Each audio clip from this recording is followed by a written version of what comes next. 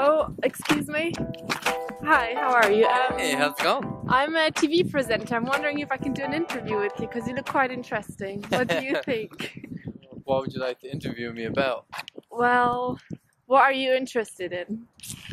That's a very open-ended question, really, isn't it? What do you mean? Like, you mean living, job, career? Let me scan you first, and I presume you're into health and fitness, are you? Correct. Yes, I am. Wow, Big I into got it. it. I'm glad you changed direction, by the way. Why? Because you walk that way. Anyway, so what can you tell me about what you do? What do I do? Right, first of all, I am what's known as a C.H.E.K practitioner. Spelled C.H.E.K. Oh, really? And that I didn't know how to stands spell. for, well, most people, you know, they might think C.H.E.K, C-H-E-C-K. Okay. So C.H.E.K, which stands for Corrective High Performance Exercise Kinesiologist. Okay, interesting. Okay, So that was a very good intro. Yeah. Now I'm gonna stop and we'll continue in a second. Hello, we're back with Peter here to continue our interview, our introduction, to be honest. So, Hi guys, I'm Pete Milner, C.H.E.K Holistic Exercise Coach, HLC, and I am, yeah, you're gonna look around. This is all gonna get edited out now because it's speaking in the camera, you have to look at the audience You don't. in the eye. You don't have to look in the eye. When I'm talking, I always talk to people Right, yeah, that's as right. You though shouldn't they're not ignore here. me. You shouldn't ignore me. Yeah. Speak So you to can me. cut all that out now.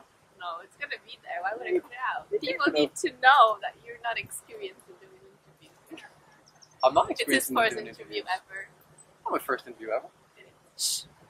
This is all getting cut out. This edit. Okay. You should leave. We're out. We're cutting. We've got some production problems at the moment. We need to cut. Actually, who are you exactly? Should I introduce you exactly as a holistic Who am I? practitioner? That's a really good question. Who am I? I don't know. I suppose. Who are any of us? I suppose is the question we should really be asking ourselves.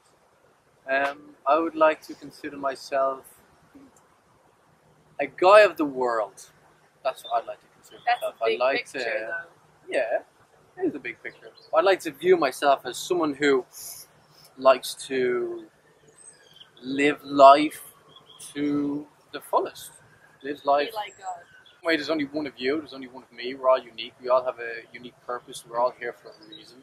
We all must continue on the path that we're going on in our own little life's journey. I feel when we are really into the modern world and say we work full time and everything, we have really little time to open our mind and really find out who we really are.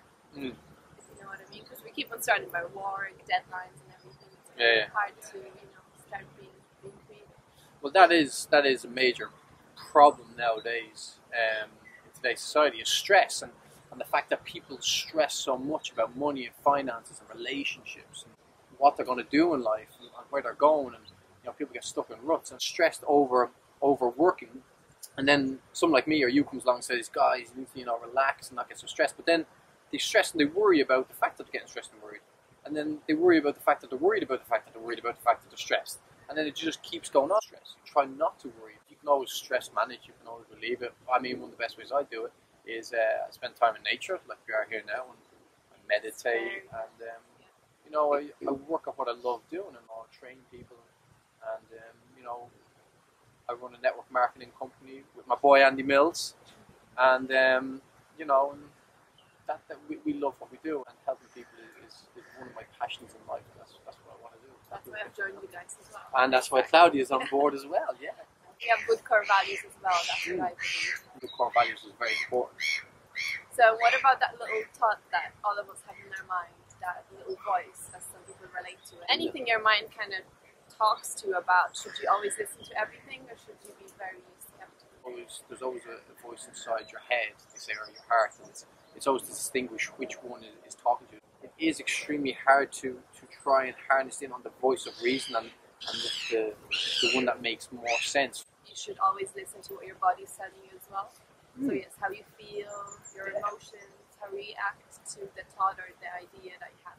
Yeah, absolutely. I think so many people nowadays are so disconnected from themselves. They don't know themselves. They spend so much time, getting to know their neighbour and getting to know their friend and getting to be like other Everyone people. else. Yeah, everyone else except themselves, and they know nothing about themselves. They don't know how to listen to their own body. They don't know how to listen to their own head. So we their are own all mind, creative, and I feel like the more you get to know yourself, the more you can bring into the world. So that's, Yeah. I feel it's a very good point. Absolutely, exactly. But you will be the best you can be. It's extremely easy to see someone who's genuine, see someone who's real, and see someone who's authentic. It's like an aura, it's like a bright light. You can see it. It's so clear as day.